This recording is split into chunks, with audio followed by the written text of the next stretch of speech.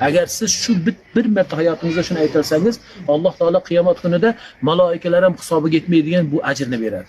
U nima duo ekan? U tilimizga yengil duo.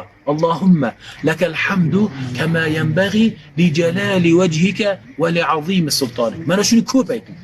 Allohga qasam, men banda, Allohni bir faqir quli, mana shuni qancha ko'p aysam illa Alloh beryapti. Qachon och qolsam shuni aysam Robbim to'ydiradi. Qachon muhtoj bo'lib qolsam, muhtojligimda aysam Alloh taolo behojat qiladi. Qachon bir ish so'rasam, qachon bir amal so'rasam, nimaiki dunyoni barakotini so'rasam, sajdada mana shuni so'rayman, illa Alloh qalbimni xotirjam qiladi. Payg'ambar alayhisolatu vassalomning sahobalaridan, o'sha safda turgan sahobalardan biri aytdi. Shu hamda aytgan paytda maloikalar bir-biriga qarab, nima deb yozaylik buni ajrini? Million savob deylikmi, trillion savob deylikmi deya bilmay qoldi. Chunki buni hisobini olishlik, ular bir yaralgan maxluqlar, maloika bo'lsa-da, bunda ojizlik qilishdi. Albatta bir maxluq bo'lganligi uchun chegarasi bor. Uni hisoblolmaydi.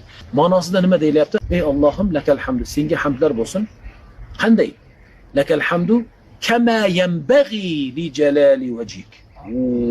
Sening yuzingning ulug'ligicha senga hamd bo'lsin. Allohni yüzünü ulug'ligini, Allohni zoti, Allohni o'zini ulug'ligini kim bila oladi? U maloikalarni sayyidi bo'lgan Jibril kelsa ham bila olmaydi. Yoniga qo'shilib, albatta Mikoil kelsa ham bila olmaydi. Azroil, Isrofil va butun hamalatul arsh, arshni ko'tarib turgan butun maloikalar, Qur'on xodimlaridan bo'lgan maloikalar kelsa-da, maloikalar shuncha ko'pki, maloikalarning ko'pligini aytay sizga. Baytul Ma'mur bor. Aynan bizni shu Ka'bamizning tepasida turadigan Baytul Ma'mur bor. Payg'ambar alayhisolatu vassalom aytganlarki, u yerda maloikalar tavof qilib, u yerda maloikalar haj qiladi. U yerga bir kunda 70 ming maloika keladi va qaytib kelmaydi qiyomatgacha. Demak, kunda 70 ming maloika kelsa, bir yilda qancha bo'ladi? Bir yilda 365 kunda 70 ga mingga ko'paytiring. Allohning demak maloikalari shunchalik ko'pki, u Baytul Ma'murni tavof qiluvchi, aynaluvchi maloikalarning soni 70 ming. Bir marta kelib tavof qiladilar, hayotda bo'ldi. Qaytib qiyomatgacha kelmaydilar. Ana o'sha maloikalarni ham yig'sak. Qarang, o'sha maloikalarni yig'sak, boshiga Hazrati Jibril alayhisolatu vassalomni olib kelsak, mana u duoni o'lchab beringlar, mana shu duoning hisobini chiqarib beringlar, endi bunga qancha ajr yoziladi desa, shular qodirmi? Qodir emas. Vallohi qodir emas. Chunki Allohning buyukligini ular qanday biladi? Allohning buyukligini bilmasa ular. Qarang, Alloh taologa u kishi shunday hamd aytayaptiki, sahoba radhiyallohu anhu, seni o'zingning buyukligingcha, saltanatingning, qarang, va li azim sultonik, saltanatingning buyukligicha.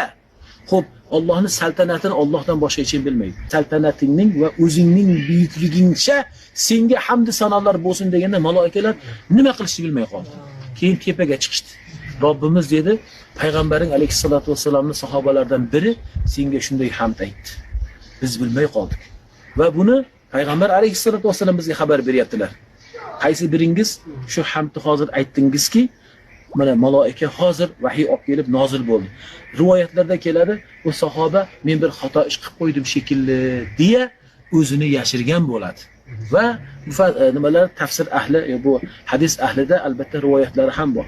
Lekin u sahoba ismlarini yashirganlar. Lekin qaysi biringiz shunday bir hamd aytdingizki, maloikalar yozishlikda ojiz qolib Robbil Izzati jalla jalaluhuning huzuriga ko'tarildilar. Va ko'tarilib Alloh taolaga buni aytgan paytda Alloh taolo albatta bunga sizlar kuchlaring yetmaydi. Sizlar bunga qodir emassizlar. Menga qo'yinglar, qiyomat kunida men uni ajrini beray dedi.